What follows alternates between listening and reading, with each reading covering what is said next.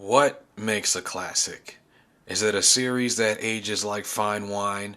Is it a series that's generation defining? Or maybe something that inspires other works of art after it? Honestly, who knows? What I do know is that many series that we as anime fans enjoy today were directly inspired by those works of the past. See, before streaming services like Crunchyroll, Funimation, and Netflix gave us access to millions of anime at the push of a button, a flagship station on Cartoon Network called Toonami aired nothing but anime and action cartoons on weekday afternoons and weekend nights in the late 90s and early 2000s. This flagship station broke the door open for millions of fans to get into anime. Series like Dragon Ball, Sailor Moon, Cowboy Bebop, and Gundam would define a generation of anime for viewers in the West, and later become known as classics by that part of the fandom. Now, with so many new anime fans and anime coming out by the seasons, there really isn't a rite of passage, so to speak, as far as you gotta watch this anime from 20 years ago to be a true fan. However, myself and many others who grew up watching anime in the late 90s and early 2000s believe that these series still hold up. So in this edition of Rich in Facts, I'm going to do a top 10 classic anime list that any new fan would totally go crazy for as if it were yesterday.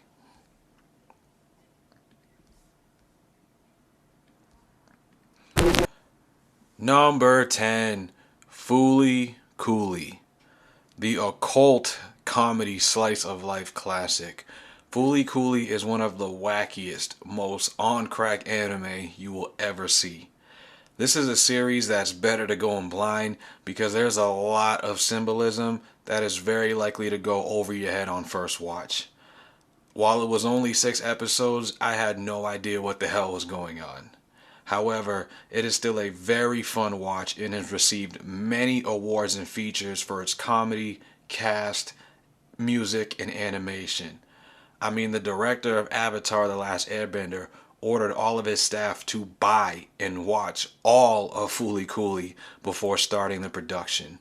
Number 9, Sailor Moon. I am Sailor Moon, and in the name of the moon, I'll punish you. I'm sorry, that line is just so classic I had to do it. But anyways, Usagi Tsukino is a clumsy crybaby trying to get through life as an ordinary middle school student. One day she meets a talking cat named Luna who gives her an item that transforms her into Sailor Moon. Now a full-fledged superhero, Sailor Moon must recruit the other Sailor Guardians, find the Silver Crystal, and rescue the princess being held captive. See, Sailor Moon is one of the most influential manga of all time, and not just in Japan but internationally.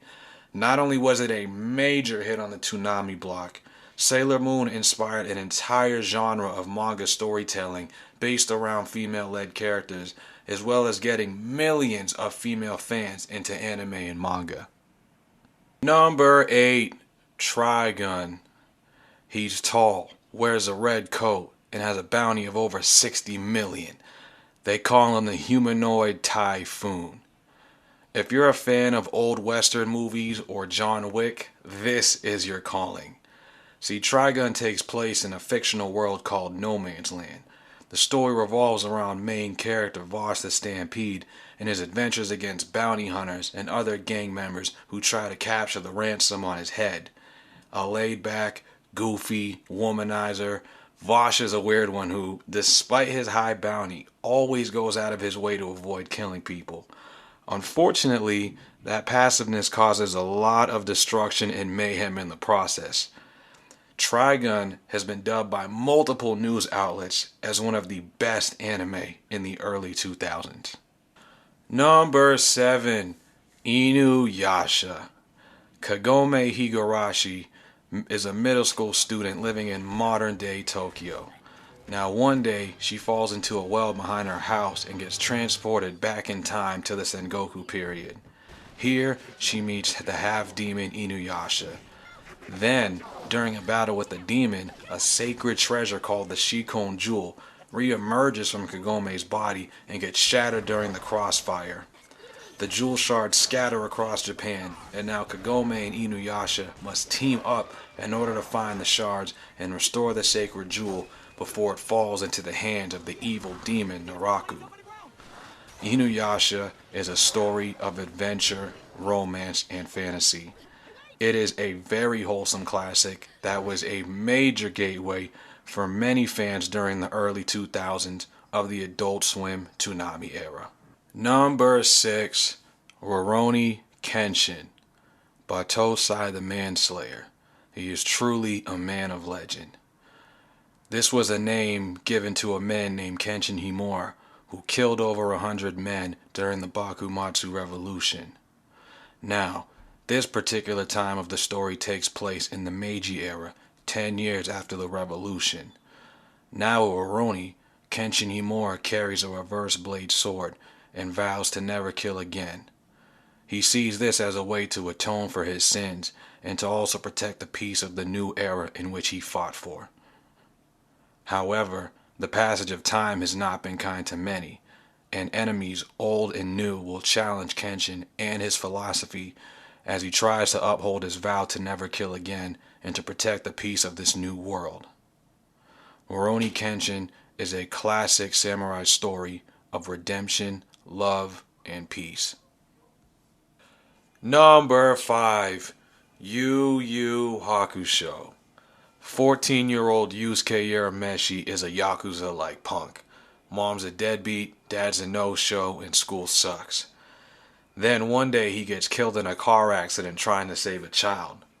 Fortunately for him, Spirit World was not expecting Yusuke to die protecting somebody else, so they give him a second chance at life, with a twist. This time, he comes back as Spirit World's full-fledged spirit detective. His job is to protect the human world from demons and other dark forces that would try to destroy the world. In the 90s, Yu Yu Hakusho was said to be in the golden trio of Japanese manga at its peak of serialization alongside Dragon Ball Z and Slam Dunk. In the West, it was a huge staple on the Toonami block alongside DBZ and a fan favorite among many who grew up with it. Its characters, soundtrack, action, and comedy are said to be some of the best.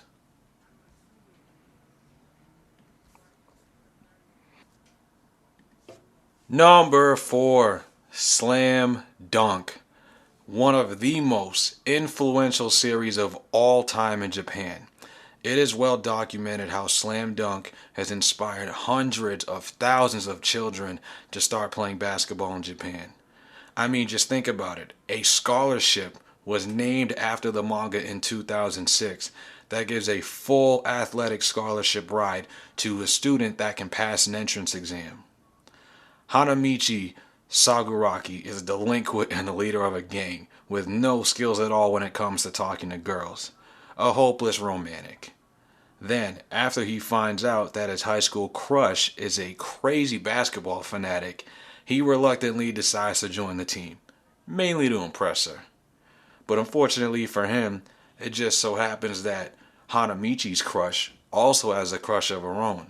Another first year who just happens to be a great young talent, far surpassing Hanamichi. Slam Dunk is a classic underdog story of growth and self-improvement. The story is also very unique for its focus off the court as a slice-of-life rom-com that also weaves character development in extremely well.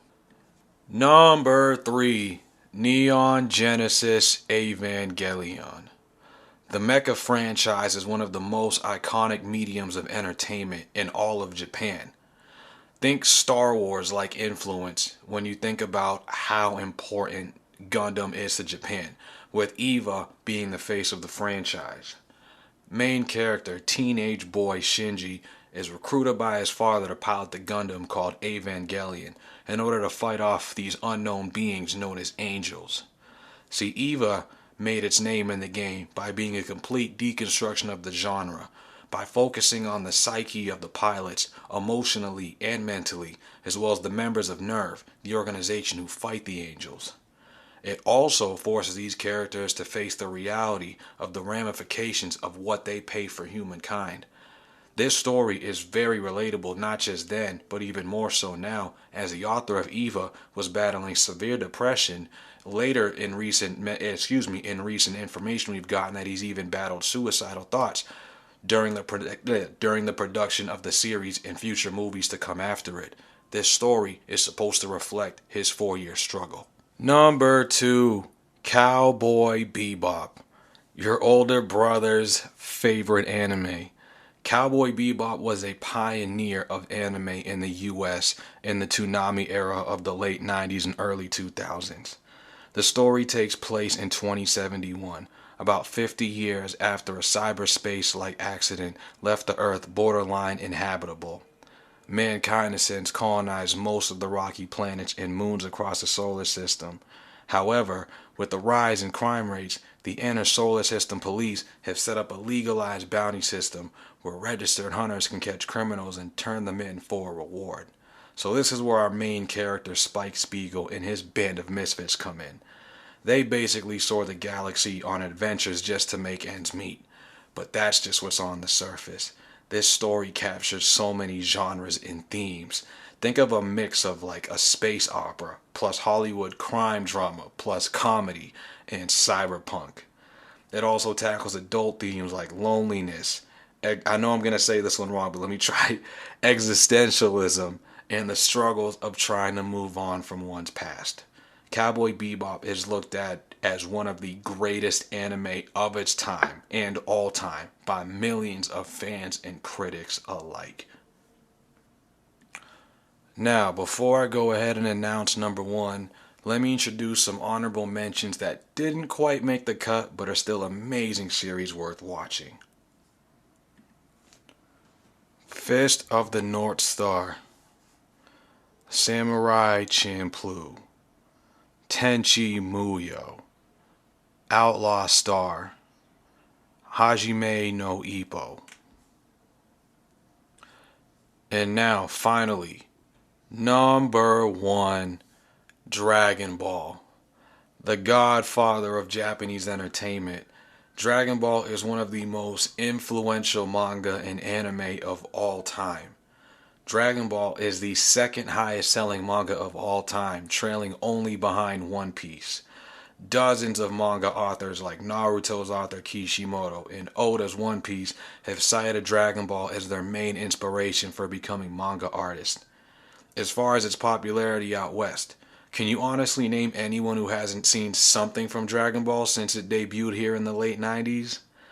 In recent years, we've seen pro athletes wearing Dragon Ball apparel on game day. We've heard references in song lyrics and hip-hop music. Celebrities talking about how they love and watch anime, and even clothing deals now with Nike and Adidas.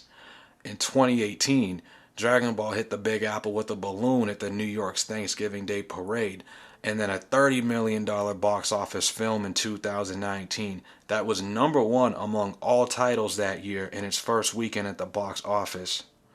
And now, the main ambassador of the 2020 Olympics.